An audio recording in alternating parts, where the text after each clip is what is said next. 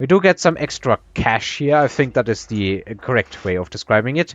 This level 9 Sabertooth is probably the only thing that can really hurt this. Or I guess the Rhino with Final Blitz. But that's not going to do enough damage. He doesn't have heavy armor, so he can't throw that here. He decides to go for the Wraith and delay it. I guess the thought is, if the Wraith survives, even if my Sandworm is the only thing that survives, this Wraith is still going to do enough damage to kill me. Whereas he can survive another round where only the worm survives. My nuke, however, is off cooldown, and I'm going to use it. The Wraith can actually survive the nuke. He's trying to delay it as far as he can.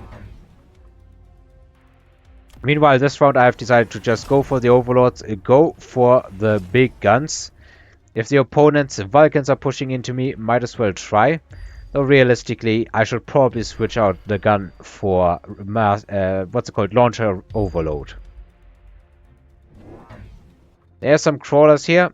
There is some oil here because, well, we have so much oil. Why don't we use it? Crawlers spawn for me in the back. I can replicate off these crawlers. And I guess the sledges might be able to do something about that. But it's going to turn the marksman back and is probably going to kill some of his own units with fire. A bunch of the Vulcans turned back as well, so this is all cleared up or cleaned up very quickly. Do I manage to break through the shields? I don't. Nuke does nothing really. Sandworm here, you can see this level 2 Sandworm with quad tech. It does last a very decent amount against a very healthy amount of marksmen with levels and quad tech themselves.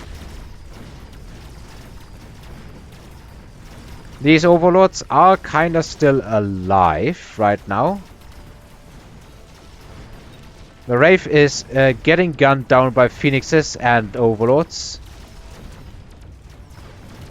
And there's not a lot of health left for Steelsane. He needs to kill these Overlords quickly and hope that not enough worms have survived. Is it enough? It is not. Can this worm level? Unfortunately not. It would have been hilarious if it could have broken the 1 million health barrier. EMP is out. Even Vulcan's Descent, well actually no, there is marksman to cover every side. It really is panic time for Steelsane now. The worms are going to be able to dodge the MP, but I also threw on photon emission. So now photon can hopefully prevent all of the MP and make these worms even tankier. I guess effective hit point wise this thing does have over 1 million HP now. Which is insane. He does absolutely need to shield. If this is not shielded against, I should have moved it a bit further so that I could have theoretically hit that Vulcan. Though realistically I expect him to shield, let's be honest. He does throw a crawler here. This is going to be annoying for my Sandworm. But I do actually throw a missile here. Because I'm expecting that move and I want to clean the side out. It's not going to matter all that much though, because this Sandworm is getting distracted by these crawlers here. I decide to move in the boats in the hope of breaking through that tower and making the round based off that tower debuff, making it a victory for me. My opponent decides to throw shields up, of course. I do get to damage a lot of shields here. And this Wraith is turned off. I'm not even sure what this Wraith exists for. It was spawned this round. Was this a misclick? I'm not sure. Anyway, I have a big problem. My boats get gunned down because the Sandworm didn't cover them. I guess they are a unreliable cover object. However, this Sandworm also has almost 900k HP and does not care for the puny marksman fire. These marksmen here, they have quad tech, but they're only hitting for a couple tens of thousands of damage. This thing does not care. The Sandworm in the middle. This is level 3. Does not really care. Look at how quickly it heals back up to full. Or almost full. And that Sandworm is the appetizer. It has a bit over 300,000 HP. The sandworm here has almost 1,000,000. It is about 3 times as tanky. Not exactly. In the end, there's just nothing the marksman can do without acid to stop the sandworms. And I win it. With quad-tech sandworms. Sandworms are good. In the correct board, they can do a lot of damage. And I kinda wish this game could have gone on for another round simply so this thing breaks the 1,000,000 health. But it was insane enough. Like, at this point, what do? I think the only thing you can do is, like, either go for melters and hope to get a stable lock-on, or you go for acid scorpions and hope that your other units can do enough DPS to clean it up. And I think acid is about the only thing that can really deal with this. Like, I don't expect a melter to do enough DPS to kill this. Before it burrows again and heals most of it. And then the melter probably gets one-shot by the almost 55,000 damage per attack. That is insane. Alright, let's try this one again. And probably take the intensive training. Maybe I try the Scorpion route again. I need to shield my army. There is some things that I just plain have to do in order to even stand a chance here. I think I can sell this Wraith. It's not going to contribute anything. And I needed some way of EMPing. And maybe I now go for EMP here. I was going for the sledges because they can't be intercepted, but I'm not even sure if I pick any missile interceptors to counter. So let's just go for that. I definitely do need EMP. Let's also throw this here so that there is going to be as little chaff as possible coming in. Actually, it might just be worth it to use one deployment or on getting oil this way.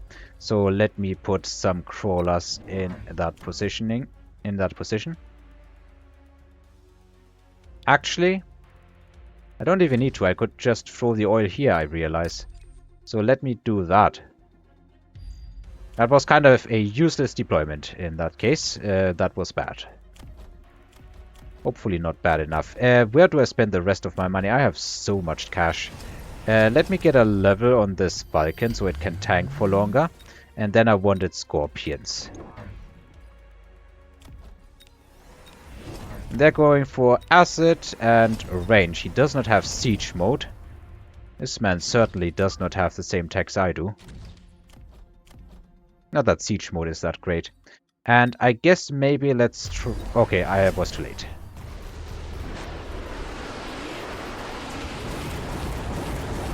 Oh, really? Really? It didn't ignite. Okay, now it did.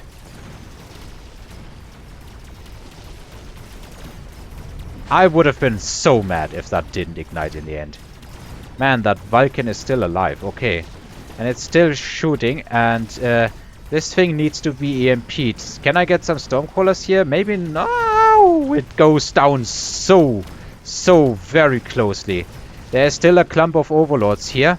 One marksman kind of holding the line, but it's not going to be enough to keep this away. At the same time, there isn't much left in this army. Let's just fast forward. The worms are all gone, and the worms were the big problem. Yeah. Alright, so acid scorpions with range and a cheeky oil. That were kind of the keys to victory here. Chaff dissipating, this thing being kept above ground for long enough. The EMP, I don't think it got that much value, but that was the key to victory. Being able to deal with the worms. Maybe the scorpion should have been in the middle, because there's kind of like a worm here. Is there? Yeah, there's another level 1 worm here, but honestly, the marksman can take care of level 1 worms. They have 100k HP, but the marksmen, they do a couple tens of thousands of damage. They can deal with that, at least some of them are. Especially this big boy here. It's doing 20k DPS, and it's shooting faster. Yeah, I think the Acid Scorpion in the middle would have done a lot more. So if you are ever facing a level 6 sandworm with heal and armor and heavy armor on top of that, armor enhancement and heavy armor, I think Acid Scorpions and EMP are your ways to go. So, thanks to everybody for watching, listening, and until next time.